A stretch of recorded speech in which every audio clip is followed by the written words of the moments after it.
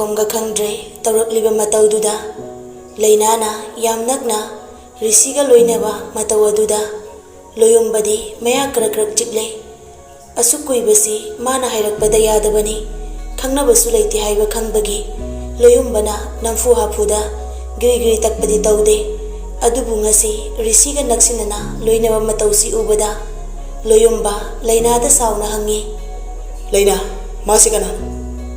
ꯋꯥꯍꯪꯗꯨꯗꯤ ꯈꯨꯝꯕ ꯂꯨꯏ꯫ ꯂꯩꯅꯥ ꯈꯨꯝꯗꯦ, ꯔꯤꯁꯤꯗ ꯆꯠꯂꯁꯤ ꯍꯥꯏꯕꯒꯨꯝ ꯌꯦꯡꯗꯨꯅ ꯂꯩ꯫ ꯔꯤꯁꯤꯁꯨ ꯃꯗꯨ ꯈꯪꯂꯗꯨꯅ ꯃꯥꯟꯅꯔꯨꯗ꯭ꯔꯦ꯫ ꯂꯣꯌꯨꯝꯕꯒꯨꯝꯕ ꯆꯒꯠ ꯆꯒꯠ ꯇꯧꯕ ꯃꯤꯁꯛ ꯅꯠꯇꯦ ꯔꯤꯁꯤ꯫ ꯑꯗꯨꯒꯤꯁꯨ ꯃꯊꯛꯇ ꯃꯥꯗꯤ ꯃꯤꯌꯥꯝꯅ ꯃꯁꯛ ꯈꯪꯅꯔꯤꯕ ꯃꯤꯁꯛꯅꯤ꯫ ꯈꯠꯅꯕ ꯆꯩꯅꯕ ꯋꯥ ꯀꯟꯅ ꯉꯥꯡꯅꯕ ꯍꯥꯏꯕꯁꯤ ꯃꯥꯒꯤ ꯃꯃꯥꯏ ꯈꯨꯅꯤꯡꯉꯥꯏꯅꯤ꯫ ꯑꯣꯟꯁꯤꯟꯅꯕ ꯇꯟꯗꯨꯅ ꯔꯤꯁꯤ ꯍꯦꯝꯂꯦꯠꯇꯨ ꯐꯠ ꯎꯞꯁꯤꯜꯂꯒ ꯕꯥꯏꯛꯇꯨ ꯁ꯭ꯇꯥꯔꯠ ꯇꯧꯏ꯫ ꯇꯣꯡꯉꯣꯏ ꯇꯜꯂꯤ ꯍꯥꯏꯅ ꯃꯔꯩ ꯇꯧꯔꯝꯕ ꯅꯨꯄꯤ ꯑꯗꯨꯁꯨ ꯀꯥꯈꯠꯇ ꯌꯥꯗꯗꯨꯅ ꯅꯝꯗꯨꯅ ꯇꯣꯡꯈꯠꯈ꯭ꯔꯦ ꯔꯤꯁꯤꯒꯤ ꯕꯥꯏꯛ ꯃꯅꯤꯡꯗ꯫ ꯔꯤꯁꯤꯁꯨ ꯑꯔꯥꯏꯕ ꯅꯨꯄꯥ ꯅꯠꯇꯦ꯫ ꯃꯤꯅ ꯁꯛ ꯀꯥꯛꯂꯛꯂꯤꯕ ꯆꯥꯡꯗꯨꯗꯒꯤ ꯃꯥꯅ ꯗꯕꯜꯗ ꯀꯥꯛꯁꯤꯟꯕ ꯍꯩꯕ ꯅꯨꯄꯥꯅꯤ꯫ ꯍꯦꯝꯂꯦꯠ ꯃꯅꯨꯡꯗꯒꯤ ꯂꯣꯌꯨꯝꯕꯗ ꯃꯤꯠꯆꯤ ꯈꯠꯆꯤꯜꯂꯒ ꯃꯆꯤꯟ ꯃꯥꯜꯆꯤꯡꯂꯞ ꯅꯣꯛꯁꯤꯜꯂꯝꯂꯒ ꯊꯧꯈ꯭ꯔꯦ꯫ ꯂꯣꯌꯨꯝꯕ ꯃꯈꯨꯠ ꯈꯨꯗꯣꯝꯕꯤ ꯊꯤꯟꯗꯨꯅ ꯂꯩꯍꯧꯏ꯫ ꯅꯪ ꯑꯩ ꯀꯅꯥꯅꯣ ꯈꯪꯗ꯭ꯔ ꯃꯥꯜꯂꯦ꯫ ꯈꯪꯗ꯭ꯔꯕꯗꯤ ꯈꯨꯗꯣꯝꯕꯤ ꯊꯤꯜꯂꯒ ꯇꯥꯛꯄ ꯇꯥꯕꯅꯤ꯫ ꯂꯣꯌꯨꯝꯕꯅ ꯑꯄꯥꯝꯕ ꯄꯣꯠꯁꯛꯇ ꯃꯨꯟꯒꯦ ꯍꯥꯏꯅ ꯈꯨꯠ ꯊꯤꯟꯖꯤꯜꯂꯛꯂꯕ ꯅꯈꯨꯠꯇ ꯀꯛꯀꯅꯤ꯫ ꯅꯪꯅ ꯐꯥꯎꯕꯒ ꯑꯩꯅ ꯐꯥꯎꯕꯒ ꯌꯥꯝꯅ ꯈꯦꯠꯅꯩ꯫ ꯁꯣꯝꯗꯅ ꯑꯅꯤꯗꯨ ꯇꯨꯃꯤꯟ ꯇꯨꯃꯤꯟ ꯂꯩꯅꯔꯤ꯫ ꯂꯩꯅꯥꯗꯤ ꯇꯤꯂꯥꯏꯈꯨꯝꯕꯤ ꯃꯅꯥꯛꯇ ꯐꯝꯕꯒ ꯆꯞ ꯃꯥꯟꯅꯔꯦ ꯍꯩꯅꯗꯕꯒꯤ ꯔꯤꯁꯤꯗ ꯊꯦꯡꯗꯅꯕ ꯂꯥꯞꯊꯣꯛꯄꯗ ꯃꯔꯦꯡ ꯃꯔꯦꯡ ꯆꯠꯂꯦ꯫ ꯁꯨꯝ ꯂꯦꯡꯕꯗꯨꯗ ꯔꯤꯁꯤꯅ ꯆꯩꯔꯛꯏ, ꯂꯦꯡꯗꯕꯤ ꯇꯧ, ꯍꯟ ꯃꯆꯥꯒ ꯆꯞ ꯃꯥꯟꯅꯩ꯫ ꯂꯩꯅꯥꯗꯨ ꯍꯟ ꯃꯆꯥ ꯍꯥꯏꯔꯛꯄꯗꯨꯗ ꯁꯥꯎꯏ꯫ ꯈꯨꯝꯗꯤ ꯈꯨꯝꯂꯛꯇꯦ, ꯇꯨꯃꯤꯟꯅ ꯐꯝꯃꯤ꯫ ꯔꯤꯁꯤ ꯁꯨꯝ ꯊꯧꯔꯝꯕꯗꯒꯤ ꯍꯦꯝꯂꯦꯠꯇꯨ ꯂꯧꯊꯣꯛꯀꯦ ꯍꯥꯏꯅ ꯃꯈꯨꯠ ꯅꯥꯝꯃ ꯊꯥꯗꯣꯔꯛꯄꯗꯨ ꯎꯕꯗ ꯂꯩꯅꯥ ꯀꯤꯔꯗꯨꯅ ꯔꯤꯁꯤꯒꯤ ꯃꯈ꯭ꯋꯥꯡꯒꯤ ꯁꯥꯔꯠ ꯃꯆꯤꯗꯨꯗ ꯌꯥꯜꯂꯛꯏ꯫ ꯑꯗꯨꯒ ꯈꯪꯍꯥꯏ ꯍꯥꯏꯔꯛꯏ, ꯀꯩꯅꯣ ꯇꯧꯔꯤꯗꯨꯕꯣ, ꯁꯤꯕ ꯇꯥꯔꯦ꯫ ꯔꯤꯁꯤ ꯍꯦꯝꯂꯦꯠꯇꯨ ꯂꯧꯊꯣꯛꯈ꯭ꯔꯦ꯫ ꯑꯗꯨꯒ ꯃꯥꯁꯨ ꯍꯥꯏꯔꯛꯏ, ꯀꯩꯗꯧꯕꯩ ꯁꯤꯗꯣꯏꯕ? ꯂꯩꯅꯥ ꯄꯤꯁꯨꯝꯗꯨ ꯁꯨꯛꯂꯤ, ꯑꯗꯨꯕꯨ ꯇꯞꯊꯔꯒ ꯍꯥꯏꯔꯛꯏ, ꯆꯨꯝꯅ ꯐꯖꯅ ꯊꯧꯑꯣ꯫ ꯔꯤꯁꯤ ꯍꯦꯝꯂꯦꯠꯇꯨ ꯂꯩꯅꯥꯗ ꯄꯤꯔꯛꯏ, ꯄꯥꯏꯌꯨ ꯍꯥꯏꯅ꯫ ꯂꯩꯅꯥ ꯔꯤꯁꯤꯁꯤ ꯎꯔꯒ ꯄꯪꯐꯨꯗ ꯐꯨꯅꯤꯡꯂꯦ꯫ ꯇꯥꯞ ꯂꯧꯏ ꯄꯤꯔꯛꯏꯕꯗꯨ꯫ ꯏꯁꯧ ꯂꯥꯡꯗꯅ ꯇꯣꯡꯒꯣ, ꯇꯥꯍꯧꯖꯅꯤ꯫ ꯅꯁꯛ ꯏꯐ ꯐꯖꯈꯩ, ꯏꯅꯨꯡ ꯍꯦꯛ ꯅꯨꯡꯁꯤꯈꯩ, ꯅꯪ ꯁꯣꯛꯂꯗꯤ ꯑꯩꯗꯤ ꯃꯥꯡꯖꯔꯦ꯫ ꯂꯩꯅꯥ ꯁꯥꯎꯔꯛꯂꯦ, ꯑꯩ ꯈꯣꯡꯅ ꯂꯥꯛꯍꯧꯔꯒꯦ, ꯈꯥꯝꯃꯣ꯫ ꯅꯇꯣꯝ ꯌꯥꯝ ꯆꯠꯅꯤꯡꯕ꯭ꯔꯣ ꯅꯪꯁꯦ? ꯌꯥꯝ ꯆꯠꯅꯤꯡꯉꯗꯤꯅꯦ, ꯑꯩ ꯅꯪꯒꯤ ꯕꯣꯗꯤꯒꯥꯔꯗ ꯑꯣꯏꯔꯅꯤ꯫ ꯅꯨꯡꯇꯤꯒꯤ ꯁꯨꯔ ꯁꯨꯔ ꯅꯩꯔꯒ ꯂꯩꯕ ꯇꯥꯔꯦ ꯍꯧꯖꯤꯛ꯫ ꯅꯪꯅ ꯄꯥꯝꯗꯕꯁꯦ ꯑꯩ ꯌꯥꯝ ꯇꯧꯅꯤꯡꯉꯦꯕ꯫ ꯂꯩꯅꯥ ꯃꯨꯔꯨꯝ ꯃꯨꯔꯨꯝ ꯁꯣꯜꯂꯤ꯫ ꯀꯩ ꯀꯤꯗꯅ ꯆꯦꯜꯂꯒ ꯁꯑꯣꯝ ꯎꯪꯅꯩꯗ ꯇꯧꯔꯦ꯫ ꯑꯩꯗꯤ ꯀꯩꯁꯨ ꯅꯠꯇꯦ, ꯁꯑꯣꯝꯁꯨ ꯅꯠꯇꯦ, ꯅꯪꯒꯤ ꯐ꯭ꯌꯨꯆꯔ ꯍꯁꯕꯦꯟꯅꯦ꯫ ꯂꯥꯏꯅ ꯊꯥꯔꯛꯑꯕꯅꯦ꯫ ꯅꯪꯅ ꯌꯥꯗꯦꯅ ꯆꯦꯜꯂꯁꯨ ꯆꯦꯟꯈꯩ ꯆꯦꯜꯂꯨꯔꯒ ꯋꯥꯔꯦꯅ ꯍꯟꯖꯜꯂꯛꯄꯗꯅꯦ ꯑꯩꯒꯤ ꯌꯨꯝꯗ ꯑꯣꯏꯔꯝꯗꯣꯏꯕ꯫ ꯑꯁ, ꯒꯥꯔꯤꯗ ꯇꯨꯃꯤꯟꯅ ꯊꯧꯑꯣ, ꯆꯣꯡꯊꯍꯧꯖꯅꯤ꯫ ꯔꯤꯁꯤꯗꯨ ꯅꯣꯛꯏ꯫ ꯁꯥꯎꯔꯤꯗꯨꯅ ꯍꯦꯟꯅ ꯅꯣꯛꯅꯤꯡꯂꯨꯕꯅꯤ, ꯑꯗꯨꯕꯨ ꯇꯞꯊꯔꯛꯂꯦ꯫ ꯀꯅꯥꯅꯣ ꯍꯧꯖꯤꯛꯀꯤ ꯅꯨꯄꯥꯗꯣ? ꯅꯪꯒ ꯈꯪꯅꯕ꯭ꯔꯣ? ꯅꯠꯇ꯭ꯔꯒ ꯅꯪꯒꯤ ꯑꯦꯛꯁꯂꯣ? ꯍꯟꯗꯛꯇꯤ ꯂꯩꯅꯥꯗꯨ ꯁꯥꯎꯅꯤꯡꯃꯟꯗꯅ ꯔꯤꯁꯤꯗ ꯁꯦꯠ ꯁꯦꯠ ꯊꯥꯖꯤꯜꯂꯨꯔꯦ꯫ ꯅꯪ ꯋꯥ ꯌꯥꯝ ꯉꯥꯡꯅꯤꯡꯕ꯭ꯔꯥ ꯍꯥ? ꯑꯦꯛꯁ ꯍꯥꯏꯗꯤ ꯀꯩꯅꯣ? ꯅꯪꯗꯧꯅꯅꯦ ꯑꯦꯛꯁ ꯂꯩꯕ ꯃꯤ ꯃꯥꯟꯕ꯭ꯔꯣ ꯑꯩꯁꯦ? ꯃꯊꯛꯀꯤ ꯑꯍꯟꯗꯒ ꯈꯨꯠꯀ ꯇꯥꯏꯅꯦ ꯃꯤ ꯃꯆꯥꯁꯦ꯫ ꯐꯨꯈꯩ ꯐꯨꯗꯣꯛꯂꯨꯔꯒ ꯑꯃꯨꯛ ꯏꯀꯥꯏꯔꯦ꯫ ꯏꯀꯥꯏꯕꯗꯨ ꯑꯁꯥꯎꯕꯗ ꯑꯣꯟꯊꯣꯛꯈ꯭ꯔꯦ꯫ ꯈꯥꯝꯃꯣ, ꯑꯩ ꯏꯇꯣꯝ ꯆꯠꯆꯒꯦ꯫ ꯔꯤꯁꯤ ꯒꯥꯔꯤꯗꯨ ꯕ꯭ꯔꯦꯛ ꯈꯪꯐꯥ ꯐꯥꯏ ꯂꯝꯕꯤꯗꯨꯗ꯫ ꯒꯥꯔꯤꯁꯨ ꯌꯥꯝꯅ ꯂꯠꯂꯤ, ꯃꯤꯁꯨ ꯄꯥꯛꯅ ꯆꯠꯅꯗꯦ꯫ ꯔꯤꯁꯤꯁꯨ ꯁꯥꯎꯔꯛꯂꯦ, ꯍꯟꯗꯛꯇꯤ ꯁꯞꯇ꯭ꯔ ꯇꯧꯔꯛꯂꯦ꯫ ꯋꯥꯍꯪ ꯍꯪꯂꯗꯤ ꯄꯥꯎꯈꯨꯝ ꯄꯤꯕꯁꯨ ꯍꯩꯌꯨ꯫ ꯑꯦꯛꯁ ꯍꯪꯕꯁꯦ ꯀꯩꯗꯧꯔꯒꯦ? ꯑꯣꯏꯔꯦ ꯐꯔꯦ, ꯑꯣꯏꯗ꯭ꯔꯦ ꯐꯔꯦ, ꯍꯪꯂꯗꯤ ꯈꯨꯝꯃꯨ꯫ ꯅꯪꯒꯤ ꯑꯦꯛꯁ ꯂꯩꯔꯝꯃꯦꯅ ꯑꯩꯅ ꯅꯪ ꯁ꯭ꯋꯥꯏꯗ ꯍꯨꯟꯗꯣꯛꯑꯝꯗꯧ ꯅꯠꯇꯦ꯫ ꯑꯁꯦꯡꯕꯗꯣ ꯍꯥꯏꯌꯨ ꯍꯥꯏꯕꯅꯤ꯫ ꯋꯥꯔꯤꯅꯦ ꯁꯥꯏꯁꯦ, ꯑꯩꯁꯨ ꯏꯊꯟꯗ ꯆꯠꯄ ꯑꯣꯏꯔꯗꯤꯅꯦ ꯀꯔꯤꯁꯨ ꯁꯥꯔꯛꯑꯣꯏ꯫ ꯂꯩꯅꯥ ꯂꯝꯕꯤꯗꯨꯗ ꯔꯤꯁꯤꯒꯤ ꯁꯞꯇ꯭ꯔꯗꯨ ꯃꯤ ꯎꯔꯗꯤ ꯐꯖꯗ꯭ꯔꯦ ꯈꯜꯂꯗꯨꯅ ꯃꯥ ꯁꯥꯎꯅꯤꯡꯂꯕꯁꯨ ꯇꯞꯊꯔꯛꯂꯦ꯫ ꯃꯥꯅ ꯁꯥꯎꯔꯤꯗꯨꯁꯨ ꯃꯔꯝ ꯏꯆꯥ ꯆꯥꯗ꯭ꯔꯦ꯫ ꯈꯨꯝꯗꯤ ꯈꯨꯝꯂꯛꯇꯦ ꯔꯤꯁꯤꯅ ꯍꯪꯂꯤꯗꯨꯒꯤ ꯄꯥꯎꯈꯨꯝ ꯑꯃꯠꯇ꯫ ꯒ꯭ꯌꯥꯟ ꯃꯦꯟ ꯇꯥꯗ ꯑꯅꯤꯗꯨ ꯁꯥꯎꯅꯔꯦ, ꯑꯃꯅ ꯑꯃꯗ꯫ ꯃꯤꯅ ꯎꯕꯗꯗꯤ ꯀꯄꯜ ꯁꯥꯎꯅꯕ ꯃꯥꯜꯂꯅꯤ꯫ ꯉꯁꯤꯅ ꯑꯍꯥꯟꯕꯁꯨ ꯑꯣꯏꯔꯝꯒꯅꯤ꯫ Aniduna asumna wari saba Rishi amukkasu Anam kanmalasune sesha thazilakani. Haujikido kanano haisina wandani. Laina sauri khumlai loyumba kawbane ai hainate ai khangde Rishi ngai ha tumina leiraga amuk hairei Nanga khangnaram banatabro. khangnade Adu haraga loirabatuda kona mukalhaline ha. Laina su moli adum khumi Mina khumningdradi hangoidawni hainade haisi kanadano Aidi hinabro. Laina mamai leithokre as Rishidu noi Asaina morai daudana aina haibado yaramladi nangna hainadabu nupado thengnagidro. Ahanna haiba ilo hairido sumbase thoktanabane angawi. Tongningdaba aigi bike se namdana tongeba. Noi loyumbadi hainadaba aidi hainaba nangna. Ai khange. handakti Laina su tuminna nokle chance lawrakano mateng lobane nangi yare hojikti Hoida pakhang natadawna aibu. experience yam leiba mira Hoi laptadi gold medalist ne. Si hayana ai nupi yam koirakwa mung mankhine. Rishi di lapta fagi tawde. Thamoina like tawba mahakdune. Thamoi manungda solon silaga thamdoise. Ado nang Rishi gi hata pata taro gihabra. Laina wari du hainaraktre auto malai sida ai chelage se nangi hemle se Be wathi ware mangnarose. Aisha holakana yum kadaidana. Laina sor sang na hondoi aigi thawjat pane yarani yam henjilakano fazana luina se hainadawa misak ama ohelakano Rishi Laina da munna yenglaga mangaktu nomlai Okay.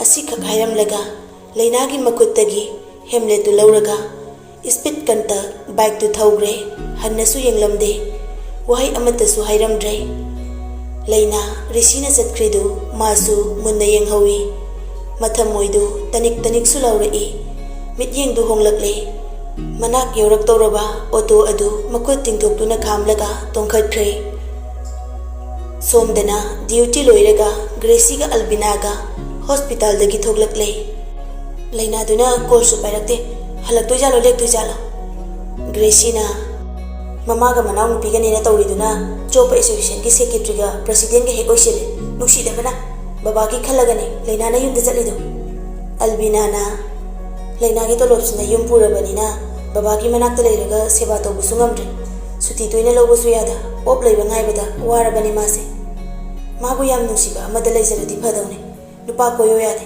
khwai maruina Dr. Baikhomba se phasu yamna pai asina hek hairakladi yahalase hadakti hoi tamolo yumbadi aisu hainade igo yam wangi mantri masane mati takhasana ole ai Dr. Baikhomba pandangairi lae Anidu tumin leine Baikhomba na Noyani di kana ngairiba. sum wari sarambane ngaide daga namta Baikhomba tapna hanglai Laina di ngasi offla. hoi mane mayum chatkibane Oh halaktribo. Gracie na halaktriye call tawsena hainaramine Baikhomba na Thenglene call tawbiro. Fare adudi halagi ko. hoi Baikhomba amuktang nokfle tawramlaga chatkre Albina na as minokse mai minokse patient phawbane minoktane naba phan bangami ba doctor ne haiba ngawraga masa kunanse leitre edi yam ngawe haiba nangbo Dr. Baikhomba se upliba rasi lebe speksiga Gracie na irang di mai hore imau saye manil kare Albina yaliba bektuna thomai Gracie da ani dusu nok duna chatkre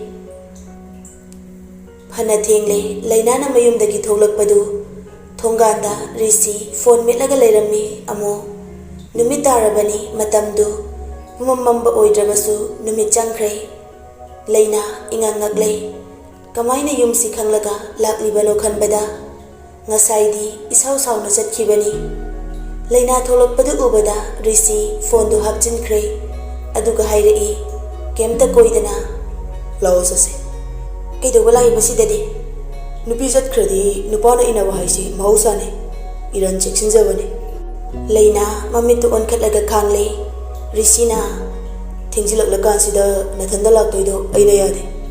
mi asu yam chatnai sidi ꯃꯤꯅ ꯃꯤ ꯅꯪꯅ ꯑꯩꯉꯣꯟꯗꯅꯦ ꯅꯪꯒ ꯃꯤꯒ ꯆꯥꯡꯗꯝꯅꯔꯛꯀꯅꯣ ꯅꯪꯅ ꯏꯀꯥꯏ ꯈꯪꯗ꯭ꯔꯒ ꯃꯤꯒꯤ ꯌꯨꯝꯒꯤ ꯊꯣꯡꯒꯥꯟꯁꯤꯗ ꯑꯐꯥꯎ ꯁꯥꯒꯅꯣ ꯑꯍꯜ ꯂꯃꯟ ꯈꯪꯂꯗꯤꯅꯦ ꯑꯩꯗꯤ ꯏꯀꯥꯏꯖꯩ ꯃꯤꯅ ꯐꯖꯅꯁꯨ ꯍꯥꯏꯅꯔꯣꯏ ꯅꯪꯅ ꯏꯀꯥꯏꯕ ꯈꯪꯗ꯭ꯔꯁꯨꯅꯦ ꯑꯩꯗꯤ ꯈꯪꯉꯤ ꯃꯥꯏ ꯅꯨꯄꯥꯅ ꯃꯥꯏ ꯅꯨꯄꯤꯒꯤ ꯃꯌꯨꯝꯗ ꯂꯥꯛꯄꯁꯦ ꯂꯣꯅ ꯌꯥꯗꯕ꯭ꯔꯣ ꯀ꯭ꯔꯥꯏꯝꯂꯣ ꯁꯤꯕꯣ ꯉꯥꯡꯗꯅ ꯂꯩꯔꯅꯨ ꯆꯠꯁꯜꯂꯛꯑꯣ ꯅꯪ ꯍꯥꯟꯅ ꯆꯠꯂꯣ ꯑꯗꯨꯒ ꯑꯩ ꯀꯣꯟꯅ ꯂꯥꯛꯀꯦ ꯍꯩꯅꯗꯕ ꯂꯣꯌꯨꯝꯕꯒ ꯆꯠꯃꯤꯟꯅꯒꯦ ꯍꯥꯏꯔꯣ ꯍꯩꯅꯕ ꯑꯩꯒ ꯆꯠꯁꯦ ꯍꯥꯏꯔꯤꯀꯥꯟꯁꯤꯗ ꯌꯥꯔꯣꯕꯦ ꯃꯔꯩ ꯌꯥꯝ ꯇꯧꯔꯛꯀꯅꯨ ꯑꯉꯥꯡ ꯐꯨꯅꯤꯡꯗꯦ ꯅꯨꯡꯁꯤꯅꯕ ꯍꯧꯗ ꯉꯥꯏꯔꯤ ꯂꯩꯅ ꯁꯨꯝ ꯁꯥꯎꯔꯛꯂꯦ ꯀꯅꯥꯒꯅ ꯅꯨꯡꯁꯤꯅꯩꯁꯦ ꯃꯤ ꯎꯁꯤꯠꯇꯕ ꯇꯧꯔꯛꯀꯅꯣ ꯀꯅꯥꯒꯤ ꯕꯦꯝꯅꯣ ꯇꯥꯅꯤꯡꯗꯦ ꯑꯝꯇ ꯔꯤꯁꯤ ꯇꯨꯃꯤꯟꯅ ꯅꯣꯛꯂꯦ ꯉꯥꯏꯍꯥꯛ ꯇꯨꯃꯤꯟꯅ ꯂꯩꯈ꯭ꯔꯦ ꯃꯥꯁꯨ ꯂꯛꯅꯕꯗꯨ ꯂꯦꯞꯈ꯭ꯔꯦ ꯑꯗꯨꯒ ꯊꯦꯝꯂꯛꯏ ꯂꯥꯛꯑꯣ ꯑꯩ ꯅꯪꯉꯣꯟꯗ ꯀꯩꯁꯨ ꯇꯧꯔꯣꯏ ꯅꯪꯒꯤ ꯔꯦꯟ ꯐꯥꯎ ꯊꯤꯟꯒꯦ ꯍꯧꯖꯤꯛꯇꯤ ꯊꯦꯡꯉꯦ ꯅꯊꯟꯇ ꯍꯟꯕꯗꯣ ꯅꯨꯡꯉꯥꯏꯇꯦ ꯃꯔꯩ ꯇꯧꯔꯅꯨ ꯏꯁꯧ ꯂꯥꯡꯒꯦ ꯍꯥꯏꯔꯁꯨ ꯑꯩꯒꯤ ꯒꯥꯔꯤꯁꯦ ꯍꯥꯟꯅ ꯇꯣꯡꯂꯛꯑꯣ ꯑꯗꯨꯒ ꯂꯥꯛꯑꯣ ꯑꯩꯉꯣꯟꯗ ꯐꯨꯒꯦ ꯍꯥꯏꯔꯁꯨ ꯕꯥꯏꯛ ꯃꯅꯤꯡꯁꯤꯗ ꯇꯣꯡꯈꯠꯂꯀꯥꯟꯗꯅꯦ ꯄꯦꯟꯅ ꯐꯨꯔꯣ ꯁꯨꯛꯇꯣꯛꯀꯦ ꯍꯥꯏꯔꯁꯨ ꯄꯩꯊꯣꯛꯀꯦ ꯍꯥꯏꯔꯁꯨ ꯂꯣꯏꯅ ꯇꯧꯔꯣ ꯂꯩꯅꯥ ꯈꯨꯝꯂꯛꯇꯦ ꯂꯩꯀꯥꯏ ꯃꯤ ꯂꯥꯛꯇ꯭ꯔꯤꯀꯥꯟꯁꯤꯗ ꯂꯥꯛꯑꯣꯗꯕꯦ ꯅꯪ ꯑꯣꯇꯣꯗ ꯍꯟꯈꯤꯒꯦ ꯍꯥꯏꯔꯁꯨ ꯌꯥꯏ ꯑꯗꯣ ꯑꯃꯨꯛ ꯉꯥꯏꯅꯗꯣꯏꯗꯣ ꯐꯔꯛ ꯇꯥꯔꯅꯤ ꯍꯥꯏꯕ ꯊꯦꯡꯂꯦ ꯅꯨꯃꯤꯠ ꯂꯩꯇ꯭ꯔꯕꯅꯤ ꯍꯧꯖꯤꯛꯁꯦ ꯅꯔꯁ ꯑꯣꯏꯔꯁꯤꯐꯥꯎ ꯑꯉꯥꯡ ꯃꯆꯥ ꯄꯤꯛꯇ꯭ꯔꯨꯗꯧꯅ ꯋꯥ ꯌꯥꯝ ꯉꯥꯡꯅꯩ ꯍꯟꯗꯛꯇꯤ ꯂꯩꯅ ꯋꯥ ꯉꯥꯡꯗ ꯁꯠ ꯀꯥꯈꯠꯇꯨꯅ ꯐꯝꯈ꯭ꯔꯦ ꯔꯤꯁꯤꯒꯤ ꯃꯅꯤꯡꯗ ꯑꯗꯨꯒ ꯁꯨꯛꯇꯣꯛꯇꯨꯅ ꯍꯥꯏꯔꯛꯏ ꯌꯥꯔꯦ ꯆꯠꯂꯣ ꯔꯤꯁꯤ ꯋꯥ ꯉꯥꯡꯂꯛꯇ꯭ꯔꯦ ꯅꯣꯛꯐꯦꯠꯇꯃꯛ ꯇꯧꯔꯒ ꯕꯥꯏꯛꯇꯨ ꯊꯧꯈ꯭ꯔꯦ ꯁꯥꯎꯔꯛꯂꯅꯤ ꯈꯟꯕꯅ ꯔꯤꯁꯤꯁꯨ ꯀꯥꯔꯟ ꯉꯥꯡꯂꯛꯇ꯭ꯔꯦ ꯍꯟꯗꯛꯇꯤ ꯑꯗꯨꯝ ꯇꯨꯃꯤꯟꯅ ꯊꯧꯔꯛꯂꯦ ꯔꯦꯟ ꯐꯥꯎꯕ ꯊꯤꯟꯕꯤꯔꯝꯃꯤ ꯒꯦꯠꯇꯨꯗ ꯍꯦꯛ ꯀꯨꯝꯊꯕꯒ ꯔꯤꯁꯤꯅ ꯍꯥꯏꯔꯛꯏ ꯆꯪꯉꯣ ꯂꯩꯅ ꯔꯤꯁꯤꯗ ꯐꯂꯞ ꯌꯦꯡꯂꯒ ꯃꯁꯥꯏꯗꯨ ꯅꯥꯔꯨꯝꯗ ꯌꯦꯞꯁꯤꯟꯅ ꯍꯥꯏꯔꯛꯏ ꯇꯞꯅ ꯍꯜꯂꯣ ꯔꯤꯁꯤ ꯃꯀꯣꯛꯇꯨ ꯅꯣꯝꯂꯛꯏ ꯌꯨꯝꯁꯨ ꯈꯪꯉꯦ ꯔꯦꯟꯁꯨ ꯈꯪꯉꯦ ꯐꯦꯟꯁꯤꯡ ꯈꯥꯖꯤꯜꯂꯒꯦ ꯍꯌꯦꯡꯗꯒꯤ ꯊꯕꯛ ꯁꯨꯕ ꯂꯥꯛꯀꯅꯤꯀꯣ ꯑꯩ ꯑꯁꯤꯈꯛ ꯍꯥꯏꯔꯝꯂꯒ ꯅꯣꯛꯁꯤꯜꯂꯝꯃꯤ ꯑꯗꯨꯒ ꯊꯧꯈ꯭ꯔꯦ ꯂꯩꯅ ꯃꯊꯟꯇ ꯁꯣꯜꯂꯤ ꯑꯦꯗꯚꯔꯇꯥꯏꯁꯀ ꯇꯧꯕꯗꯅ ꯂꯦꯝꯃꯤꯕ ꯑꯗꯨꯒ ꯑꯁꯦꯡꯕꯗꯅ ꯄꯨꯔꯥ ꯇꯥꯏꯌꯣꯟꯅꯔꯦ ꯃꯊꯟꯇ ꯃꯨꯔꯨꯝ ꯁꯣꯜꯂꯒ ꯂꯩꯅꯥꯁꯨ ꯆꯪꯂꯛꯂꯦ ꯄꯣꯝꯁꯥꯠꯅꯕꯤ ꯂꯩꯔꯥꯡꯗꯨ ꯃꯀꯥ ꯐꯅ ꯁꯀꯥꯏꯔꯛꯂꯕꯗ ꯂꯩꯅꯝ ꯌꯥꯎꯅ ꯌꯦꯜꯂꯛꯂꯦ ꯇꯥꯛꯂꯔꯦ ꯃꯄꯨꯡ ꯐꯥꯔꯕꯤ ꯂꯩꯔꯥꯡ ꯃꯥꯒꯤ ꯐꯖꯕꯁꯨ ꯅꯤꯡꯊꯤꯕꯤ ꯂꯩꯔꯥꯡꯗꯣ ꯀꯅꯥꯒꯨꯝꯕꯗꯤ ꯅꯥꯞꯄꯗ ꯅꯥꯆꯣꯝ ꯑꯣꯏꯅ ꯊꯦꯠꯍꯟꯅꯤꯡꯂꯦ ꯑꯗꯨꯕꯨ ꯀꯤꯖꯩꯗꯣ ꯂꯩꯔꯥꯡ ꯄꯥꯡꯒꯜ ꯁꯣꯟꯕꯤ ꯃꯥꯅꯗꯤ ꯄꯥꯈꯪ ꯀꯅꯥꯒꯤ ꯅꯥꯞꯄꯗ ꯆꯤꯟꯖꯒꯦ ꯍꯥꯏꯅ ꯑꯊꯨꯝꯕ ꯈꯣꯟꯖꯦꯜꯅ ꯅꯥꯞꯄꯗ ꯉꯪꯂꯔꯕꯗ ꯅꯥꯞꯄꯗ ꯆꯤꯟꯕꯒꯤ ꯃꯍꯨꯠ ꯂꯩꯅꯝ ꯐꯪꯂꯒ ꯂꯩꯅꯥ ꯃꯆꯣꯏ ꯇꯥꯍꯜꯂꯝꯂꯗꯤ ꯃꯄꯨꯡ ꯐꯥꯔꯛꯄ ꯂꯩꯔꯥꯡꯒꯤ ꯐꯖꯕꯗꯤ ꯎꯐꯨꯜ ꯊꯥꯡꯈ꯭ꯔꯅꯤ ꯍꯥꯏꯅ ꯀꯤꯖꯔꯦꯗꯣ ꯆꯤꯟꯗ ꯈꯣꯏꯍꯤ ꯇꯩꯕ ꯈꯣꯏꯃꯨꯅ ꯊꯃꯣꯏꯗ ꯍꯨ ꯐꯨꯝꯂꯝꯕꯗꯤ ꯀꯅꯥꯅ ꯎꯒꯅꯤ ꯅꯣꯡꯄꯣꯛ ꯈꯨꯂꯦꯟ ꯍꯥꯏꯔꯤꯕ ꯔꯦꯜ ꯑꯁꯤꯗ ꯂꯩꯆꯤꯛꯂꯦꯟꯕꯨ ꯉꯥꯎꯔꯣꯏꯗꯕ ꯄꯥꯈꯪꯗꯤ ꯂꯩꯔꯝꯂꯣꯏ ꯃꯄꯨꯡ ꯐꯥꯔꯛꯄꯗꯤ ꯀꯨꯏꯗ꯭ꯔꯤ ꯃꯁꯛ ꯎꯗ꯭ꯔꯤꯕꯁꯨ ꯀꯌꯥꯅꯤ ꯂꯩꯔꯤꯕ ꯑꯗꯨꯕꯨ ꯂꯩꯆꯤꯛꯂꯦꯟ ꯍꯥꯏꯕ ꯃꯤꯡꯁꯤꯗꯤ ꯅꯤꯟꯐꯨꯡ ꯂꯣꯏꯅ ꯇꯥꯟꯅꯔꯦ ꯌꯩꯁꯅꯥꯁꯨ ꯃꯁꯤꯒꯤ ꯃꯔꯛꯇ ꯑꯃꯅꯤ ꯃꯃꯤꯡꯗꯤ ꯃꯥꯁꯨ ꯇꯥꯔꯦ ꯑꯗꯨꯕꯨ ꯃꯁꯛ ꯎꯕꯗꯤ ꯉꯁꯤꯅ ꯑꯍꯥꯟꯕꯅꯤ ꯃꯌꯥꯝꯅ ꯐꯖꯩ ꯁꯣꯟꯅꯔꯤꯕ ꯅꯨꯄꯤ ꯑꯁꯤꯒꯅꯤ ꯌꯨꯕꯔꯥꯖꯀ ꯆꯠꯃꯤꯟꯅꯔꯝꯂꯤꯕꯁꯨ ꯃꯁꯤꯗ ꯈꯜꯂꯨꯕꯗ ꯌꯩꯁꯅꯥꯗꯨ ꯈꯝꯕꯟꯕꯅ ꯃꯁꯥꯗꯨ ꯐꯠꯇꯕ ꯍꯨ ꯑꯣꯜꯂꯦ ꯂꯩꯆꯤꯛꯂꯦꯟꯁꯨ ꯃꯥꯕꯨ ꯀꯧꯔꯛꯄꯗꯨꯗ ꯌꯦꯡꯂꯛꯄꯅꯤ ꯌꯩꯁꯅꯥ ꯆꯪꯁꯤꯜꯂꯛꯇꯨꯅ ꯂꯩꯆꯤꯛꯂꯦꯟꯕꯨ ꯀꯣꯛꯇꯒꯤ ꯇꯣꯟ ꯐꯥꯎꯕ ꯌꯦꯡꯉꯤ ꯃꯨꯟꯅ ꯐꯖꯩ ꯇꯁꯦꯡꯅ ꯐꯖꯩ ꯌꯩꯁꯅꯥ ꯃꯥꯁꯨ ꯈꯪꯖꯩ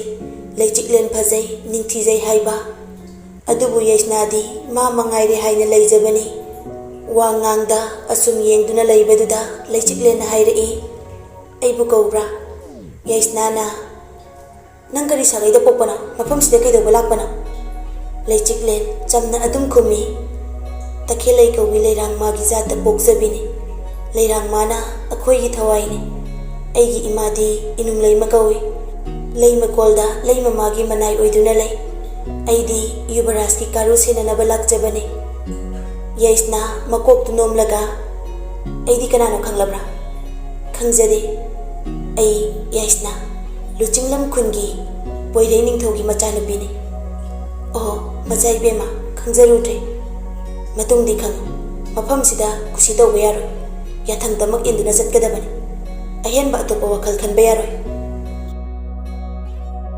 ꯃꯐꯝꯁꯤꯒꯤ ꯆꯥꯅ ꯄꯊꯥꯞ ꯀꯥꯏꯗꯅ ꯆꯠꯀꯗꯕꯅꯤ ꯌꯥꯏꯁꯅ ꯂꯩꯆꯤꯛꯂꯦꯟ ꯂꯩꯒꯤ ꯁꯥꯒꯩꯗ ꯄꯣꯛꯄꯅꯤ ꯍꯥꯏꯕꯗꯨ ꯈꯪꯂꯕꯗ ꯃꯊꯃꯣꯏꯗ ꯃꯃꯣꯟ ꯅꯣꯛꯈꯤꯕꯅꯤ ꯀꯅꯥ ꯎꯍꯟꯗ ꯄꯥꯈꯠꯆꯔꯝꯕ ꯄꯨꯝꯕ ꯀꯣꯛꯈ꯭ꯔꯦ ꯇꯈꯦꯜꯂꯩꯅ ꯊꯋꯥꯏꯅꯤ ꯍꯥꯏꯔꯛꯄ ꯋꯥꯍꯩꯗꯨꯅ ꯐꯠꯇꯕ ꯈꯜꯂꯝꯕꯗꯨ ꯂꯣꯏꯅ ꯃꯥꯡꯈ꯭ꯔꯦ ꯀꯔꯤꯒꯤꯗꯃꯛ ꯌꯥꯏꯁꯅꯥꯅ ꯃꯃꯣꯟ ꯅꯣꯛꯄꯅꯣ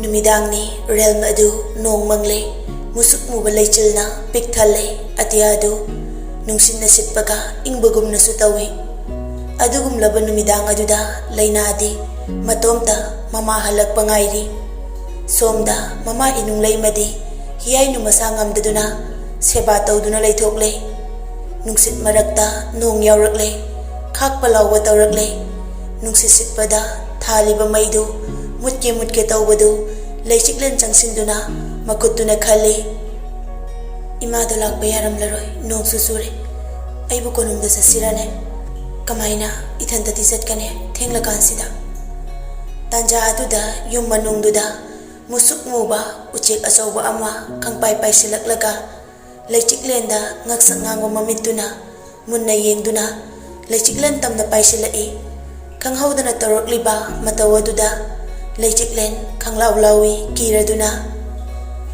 maron su thoktaba zibaduna akiba phangna yenglaklaga makol hauna khonglakpa adudadi lechiklen kire madi kaisu khangzaba nate lechiklena kanhano musuk mubu ucek adu manil on kiduna mikup khara mangloi lechiklel koithi thirai karino khanna nak yeta koyeng yengduna juan ki thawai na on khibani ucek adu mioi bagi saktam da hanjinduna lechiklen gi manakta amuka hanna leplare lechiklen saktam madu ubada leplamba kongfam do khara khajig hali nangkanano juhan nokfai tawi juhan aigi ming juhan taram lanida nang mafam asida kidaw balakpana nang gawari saba mafam ase kana sulaide nongalagala hankro juhan makol hauna noglai nonglai nungsit marakta nokhiba ahoba minok adudi kanana tabigani lechiklen mathanta akiba pokle mi leitaba sinanine ai nangbu unaba lakli base apik bakulni pangal son bini haiduna hantaba wangangan nangbu ningthauda haiduna charak phangan basungam gani juhan usit thawaidana amuka suhairi apik panangi khungang se khudak taloksin bangame juhan aina adubo ningthau leitaba leimana khulingba asonmana khoida lan tongningde nangna hainingsi kaino nangna mapam sida lakliba maram sina kari ki adudi juhan usitana aduma hairi apokpina mahalairam ladi khanna lakmani leitraganina nasada haibada bani juhan aigi oigi tangbalda famjau haige lakmani wafam adu hek tabada leichiklen matin sisinduna thina chairi adu usit thawaidaba yam thuna mafam ase thadoktuna satko juhan makhong adu tapna leichiklen gi maikaida thangba haurai nuja mahak bulaknaduna kihanba sakpam amasu loinari maithongduda nangbu mafam asidagi aina pukhibada kanana thiba khangani haijabada yadaba leiti haine juhan da khon kangano nangi mangjaba oigani sangsilakano sintha leichiklen mamanabi bu kaujai hauna kaurai adumna kaurakpa adudadi juhan leichiklen gi manakta thuna chensilaga machin menkhre tanja adumakda juhan gi lengjumda machin tumlaba tenjayamana maikai khangda pairaktuna pankhre juhan chaina aduna leichiklen gi machin melambadu thadoklaga leimaida onduna takhre kanano haina su yenglai ten kablakliba misaktu kanabu oiruni yubrasni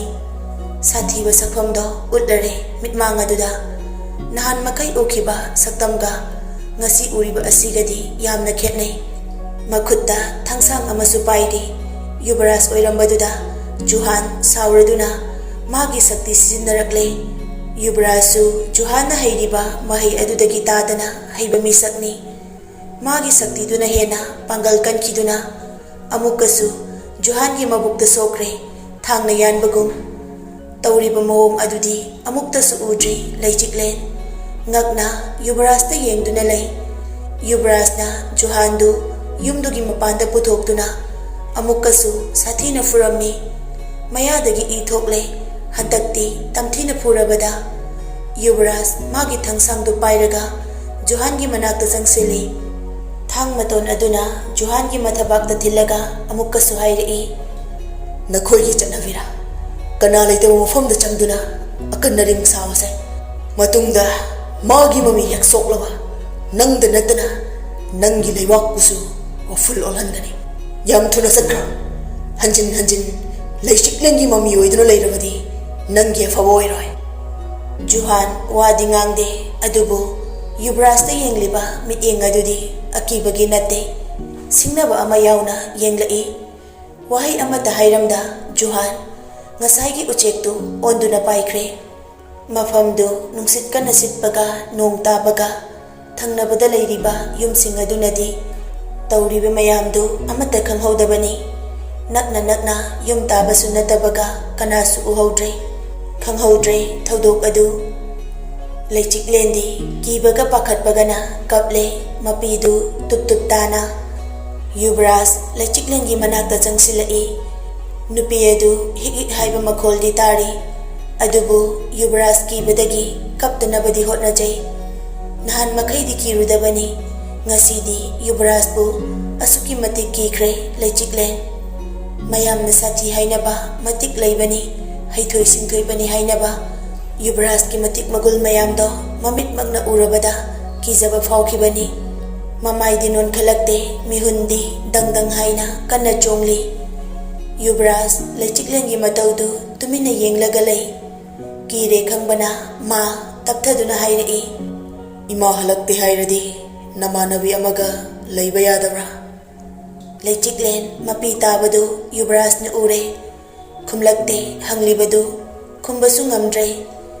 Yubaras amukkasu imada ngasi laklaroi adu haigi haina ai lakpani ai nangbu sange imungda sam ai bukibra. Hairakliba waduda Laichiklen Yubarasta yenglai. Matik leiba ningthong machana kaisu leitabi nupi amabu senage ahingsima haina hairakliba wadu tabada ngaktaba ngamloi. Yubaras Laichiklengi mityengdu khangladuna nokfet taurei. Mitka michanabadi nupa masu kuina ngamlamde. Koidanabi ngorok ngawna ningthibi maithong aduda yenglurabadi mityeng hongningdabani. Adubu nupi mana kina yenglakpa adudadi ngamdre yengluba kuina. Hojik ngaihaktangda ukhiba sakpam adudi loina losinkhraga momonok na hairei. Nang kidanabane aina laidoise natraga airo nangna kirise. Laichiklen handakti tapna khumlai. Mine khanglaga Yubaras buthina hainabini. Ai kije ngasigi thodok tusu ai yamna kije. Yubaras karigumba ama ningsinglai. Chatnabi oina realm asida thainadagi leiraklaba wafam ama. Realm asida nangi mapoki oina nungsiba thamba yade. Nungsiba masak khangninglugano. Leirang oibi amatada nungsimit yenga yengluno. Thamoida lotna kanagumbi amata thamluno. Nang di miyamgini Yubaras laibakidama nang poklakpani. Karigumba wafam masigi mayokta leiduna Yubaras ki thamoina kanagumbi amaga nungsimari thamlurabadi laipak ase tumna mangani. Yubaras ki laibak mutkani. Nungsiba haibasidi thamoidagi faurakpani. Kananasu thingba ngamloi. Leirangi leinamda khoimuna ngauzabadi hauna sani masidi thingba ngamloi. Adubo nungsiba faurabasu nungsimari chesinadringai lapthokadabani. Nuza amataga nungsimari leinaba yade. Mase aigi yathangni ipu ahan aigi yathang.